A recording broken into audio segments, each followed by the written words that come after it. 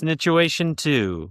Hey, Snitches, I think I might be losing friends over politics. Oh boy, this one's political. And what scares me is that it didn't happen during a fight. It happened in the quiet afterward. A few weeks ago, everything going on in Minnesota with ICE came up in our group friend chat. Protests, raids, people getting detained, the videos circulating online. It felt impossible not to talk about it. These are people I've known for years, college friends, weddings, shared apartments, the whole thing. At first, it was just links and reactions. Then someone made a comment about law and order and how people should just follow the rules. Nothing explosive, just cold and detached. And suddenly I felt a wave of disbelief, like I didn't recognize who I was talking to. I tried to explain why it bothered me, why I felt it was bigger than politics, why it felt like a human issue and not a talking point. And the response wasn't anger, it was worse. It was dismissiveness, eye-rolling energy, and the kind of replies that make you feel naive for caring. Since then, everything feels different. The group chat is quieter, jokes land weird. I'm hyper-aware of what I say and what I don't. I don't know if I'm being avoided or if we're just all pretending nothing happened. What's messing with me is that no one said anything unforgivable. No one yelled, no one stormed off, but I can't unfeel the realization that if the people can just shrug at this, at families being torn apart, at the fear, it means we don't actually share the same values anymore. And now I'm stuck. Do I bring it up and risk being labeled too political? Do I slowly pull back and grieve friendships that still technically exist? Or do I accept that the long-term friendships don't always survive moments when the world asks you to take a moral position?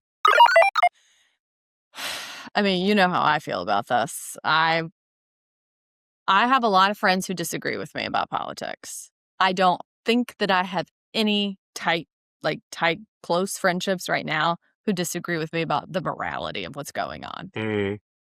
So for me, if I have a friend who can look and see a 5-year-old being arrested, who can see someone being shot in the face, who can see people being terrorized and be like, that's actually good. I don't know why they can't just follow the law. That's not really a person that I want to be close with right now. Yeah. Yeah. We fundamentally see the world differently. Having said that, what's difficult about bringing everyone together is that we need to be having those conversations with one another when they're hard. But it's, for me and my personality, it's really difficult for me to have it calmly.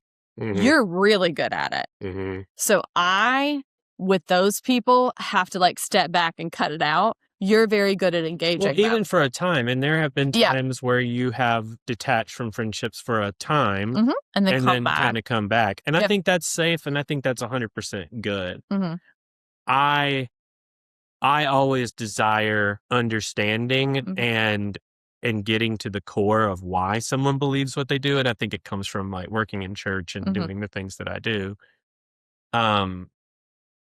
But I mean, I just do not understand. This particular one is really tough. It's not about economics. It's not about this is the terrorizing people for no reason. And to look at this country right now, or any country, and think that the biggest problem that we're facing is illegal immigration is just so wild and far-fetched and insane that. And in Minnesota. Yeah. And it seems beyond the pale, beyond the scope. And so I understand where you're at with this because it's so fresh. It's going on right now.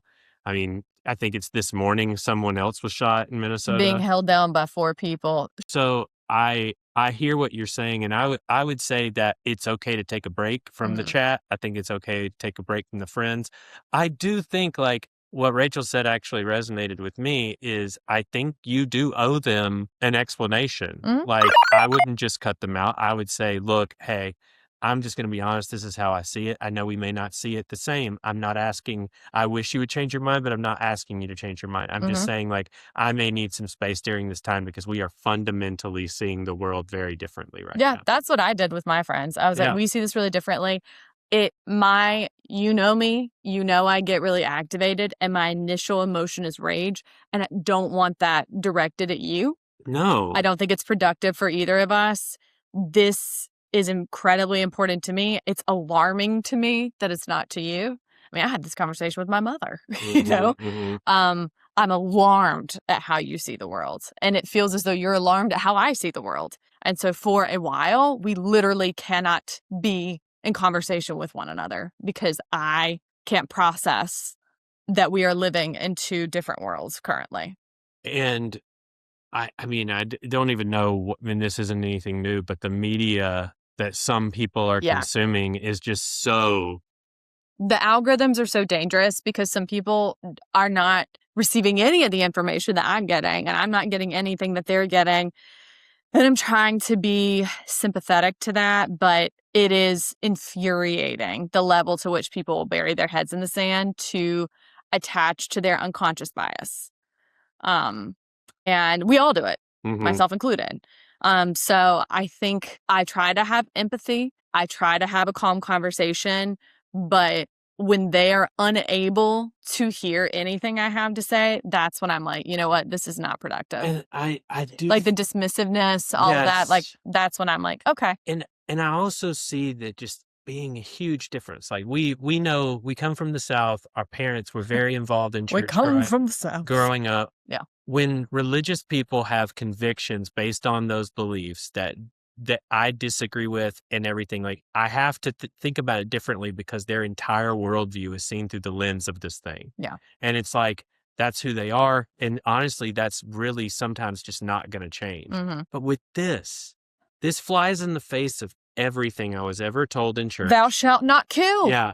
It flies in the face of everything that Jesus said about. Like when Jesus was saying, like, feed the hungry, and the children, the immigrant. The alien. Yeah. Like all of these. It was like pretty explicit. And it just seems so detached from humanity. It is. And denying others humanity. Yes. And thinking that just because we're American or just because we live in this country, like we're better, that we're that it's a nationalism is a supremacy. Yeah. And so at the same time, I understand, like, oh, you know, everybody always somehow is all concerned about borders and safe borders and secure borders. Like, I don't know. I don't understand that. I don't understand why Minnesota is under attack. I guess that's my thing. Like, as far as like borders, like, I understand we don't want the cartel coming through with a bunch of drugs, you know, like, whatever. I understand that we have to have some rule of law with nations. I get it. I don't understand murdering people, terrorizing people, and I really don't understand being like, you know where we need to start with this big ice thing? Portland, Minnesota. Like, what? Like, why are we starting there? Like, these aren't even border areas. I mean, like I said, not a political podcast, but at the same time, what I've heard is that this is going on everywhere else too. Yeah. Like in Florida and Texas and and Alabama and all these places, but the states are being quiet about it because the vast majority of people there agree with it. Yeah. I gotta say, I'm so proud of Minneapolis. Yeah. One thing that's being really underreported there is that there's a whole network of people that are following ICE agents, reporting the tags. I mean, they are working together with no leadership in a way that is brave and incredible. And the more that ICE like steps out and gets crazy, the more these crazy winter people are like, well, you f***ed up. You came here and it's below 20. We're good. We're pulling out our winter stuff now. Yeah. We're out here in the streets laughing at your ass because you're trembling and I don't even have a hat on. Yeah. You know, like I'm really, really proud of them. And I think it is underreported how much work they're doing for their neighbors. I did hear talk that ICE is about to do a big surge in Philly, and God help them. Philly sets that city on fire if they win. Yeah. Yeah. I mean, what? I mean, Philly fans are my least favorite fans, and I'm gonna tell you right now, they're dangerous. Yeah, I wouldn't want to mess with them. I wouldn't want to be ICE going into that city. I'll just tell you that much. One thing that ICE did that was interesting to me was like release some sort of memo about how, you know, we shouldn't fear for our lives around them. They should fear around us. And it's like, don't say the quiet part out loud. You don't own yourself there. It's like, you put that in writing. They need to be afraid of us. That's the whole point. We thought, okay, all right. Anyway, that was the political segment of this, but we didn't ask for it. We just had to. You asked for it, and we provided.